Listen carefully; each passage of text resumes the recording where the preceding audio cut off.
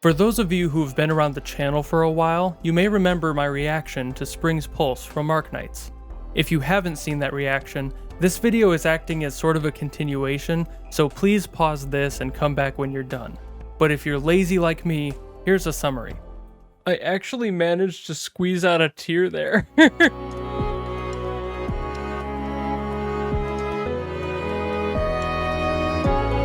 Whatever that grouping of notes is, it hits my soul. There is an innate nostalgia to this. I am flabbergasted. So with the support of the Arknights community showing interest in me diving deeper into it, I set out to learn what I could about the song's inception, purpose, music theory, everything. I had to learn more about why this song was so new to me, but felt so familiar.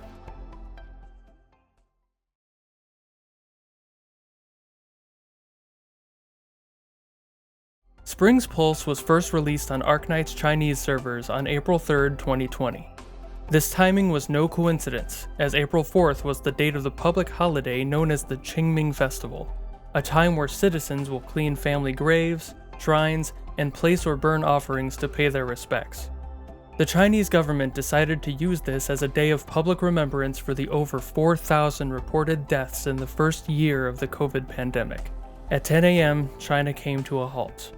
Car and train horns resonated through the streets as others bowed their heads in silence to pay respects nationwide and reflect in solidarity for their losses.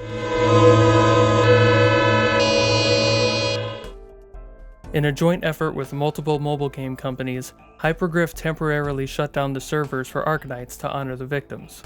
A year later, on March 20th, 2021, the Spring's Pulse EP was released globally. Yet again, this day wasn't coincidental in the slightest. March 20th is not only the day of the vernal equinox, also known globally as the first day of spring, but is also recognized by the United Nations as the International Day of Happiness, which was introduced in 2011 and first celebrated in 2013. Now this is speculation on my part, but it's possible this day was chosen not only due to its official significance, but also as an optimistic look forward.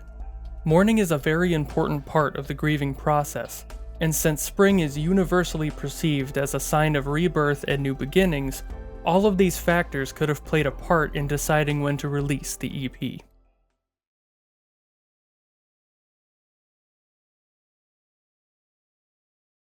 Let's shift focus to the official video released alongside the song, as well as the playable operators associated with it, Nightingale and Myrrh.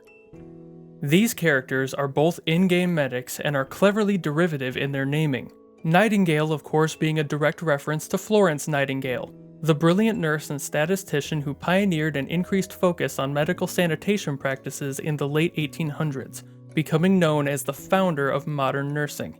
She was fondly dubbed the Lady with the Lamp for her tendency to check wounded soldiers during the night. This nickname played a significant role in her namesake's design, who carries a staff adorned with a period-inspired lamp. Myrrh, while not having the same inspiration as Nightingale, is named after a medical resin. Myrrh has been used throughout history as a natural analgesic, a type of painkiller. It's derived from trees in the genus Commiphora, which are commonly found in Africa, Saudi Arabia, and India. This plays into her character's origin, an apothecary from a woodland tribe and favoring pre-modern pharmaceutical techniques. Alongside these characters' historically inspired names, the video itself has some visual cues. A cold, snowy mountainside dulled by winter's oppressive weight, which changes to a lush, beautiful greenery and blooming flowers once the song has hit a transitional beat near the center. This choice of evolution helps support feelings of new beginnings, a metamorphosis in sound and season.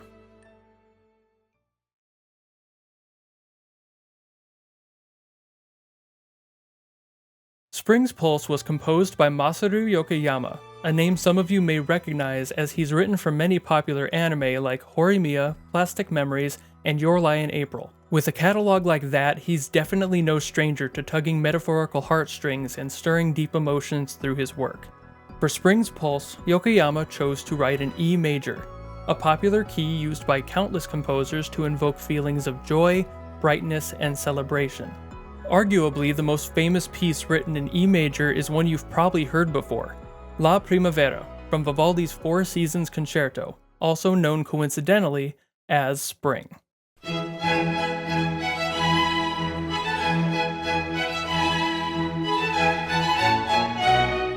Interestingly, Yokoyama's work doesn't seem to borrow from Vivaldi's piece. I've listened to both many times during the research for this video and tried to find any spots that Spring's pulse may have lifted as a motif.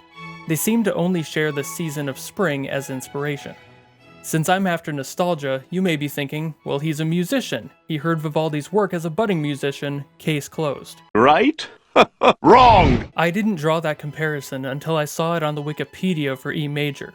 I'm a drummer and a singer with relative pitch, not a professional trained in music theory, so I figured why not ask a professional musician about it. What makes E major tick, and why are so many people so responsive to it? Going from E to the G sharp to the A is a really like emotional uplift, right? So you're starting out, I mean, we're in E, right? So when you start on that, the 4, you're already like, you feel like you want to move somewhere, because when you start from the 4, that's like a subdominant. So that's like, there's a million worlds where the 4 can go from too, right? So we're on the sub, and it's got that uplift, the 5, which feels like that, like you want to go to 1, right? Like dominant to tonic. So from the A to the B, and then it fools you and goes to the minor. And then from the 6, it hits the 1. So there's the tonic, and then it's like a third back to the 4. What else is driving about this that's really fascinating to me is it's cyclical. There's a circle there. And anytime you create a chord change pattern where you end up on the tonic or end up where you started, it gives you this circle vibe that's almost like constant building emotion, right? So he's doing this. So he's like,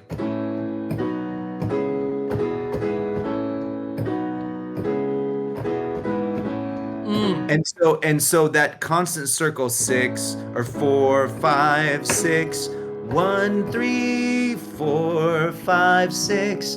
I guess that's kind of the crux of my question with this is like, why do you think that hits such a note for me? I mean, I'm sure it does for a bunch of people, but the thing that people, I think, in general have to remember is once music is released, it belongs to everyone. There's so many songs that everybody knows and loves just as part of their normal daily life, songs that they've grown up with, songs their parents sang to them, songs they heard somewhere, songs that remind them of their first love, that they feel ownership over. There's no limits on what you can do with the way that you want to express a certain ideology through music. Like that is what makes it so magical. And the fact that you can affect people in a profound way without having ever met them, it's like, what is more magical than that?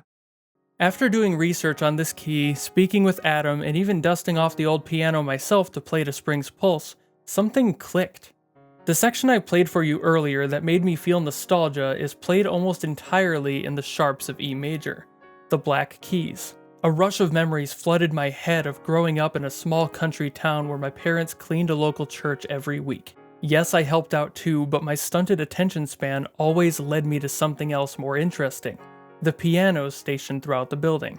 No matter where I was always near a piano, and I always used the black keys. For some reason, they always sounded good. The little naive Catholic was blissfully unaware he'd discovered a secret to one of the most famous keys in musical history. Now I understand why this song felt so weirdly familiar, and why that one measure invoked such a strong reaction from me. It reminded me of my childhood, a time and place where it was easier to disappear into my own little world away from the things that stressed me out or confused me.